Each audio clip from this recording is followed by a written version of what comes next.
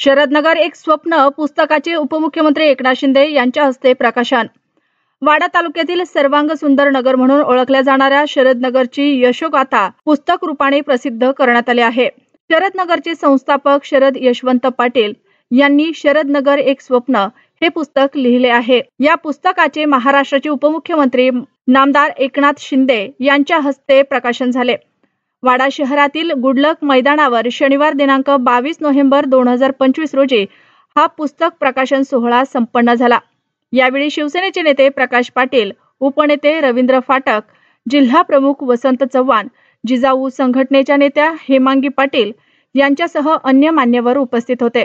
वाडा शहरापासून दूर असलेल्या व काट्याकुट्याच्या झुडपांनी भरलेल्या ओसाड माळ रानावर अगदी शून्यातून शरदनगरची सुरुवात दिनांक 8 मे 2011 रोजी झाली। एका सामान्य घरातील मुलानं एक स्वप्न पाहिलं आणि ते 14 वर्षात पूर्ण केलं।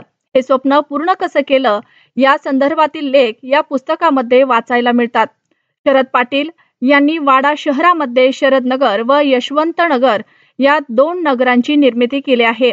ते पत्रकार असून गेली 35 वर्ष पत्रकारिता करत आहेत। शरदनगरमध्ये सर्व सोयी सुविधा उपलब्ध आहेत। सिमेंट काँक्रीटचे रस्ते, मुबलक पाणी, विजेची सुविधा, पार्क, गार्डन, ओपन जिम, मैदान, मंदिर, आकर्षक गेट, स्वच्छता, पूर्ण नगराला सीसीटीव्ही व ज्या सुविधांची आवश्यकता आहे त्या सर्व सुविधा या नगरामध्ये असल्याने वाड्यातील नंबर 1 चे नगर म्हणून शरदनगरची ओळख आहे। या नगरामध्ये कमीत कमी दरामध्ये फ्लॅट मिळत असल्याने गरीबातल्या गरीब माणसाचे फ्लॅट घेण्याचे स्वप्न शरद पाटील यांनी पूर्ण केलं आहे।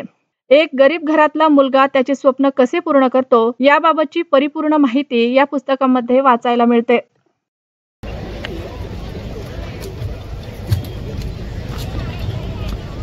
वाडा शहरातील सुप्रसिद्ध सर्वांग सुंदर असं शरदनगर आणि या शरदनगरची निर्मितीची जी यशोगाथा आहे ती यशोगाथा या पुस्तकाच्या रूपानं लेखक ज्येष्ठ पत्रकार शरदजी पाटील साहेब यांनी मांडलेली आहे। आणि या पुस्तकाचं प्रकाशन शिवसेना पक्षाचे मुख्य नेते, राज्याचे लोकप्रिय उपमुख्यमंत्री, माजी मुख्यमंत्री तथा जनतेच्या मनातील मुख्यमंत्री नामदार श्री एकनाथजी शिंदे साहेब यांच्या शुभ हस्ते या ठिकाणी होते।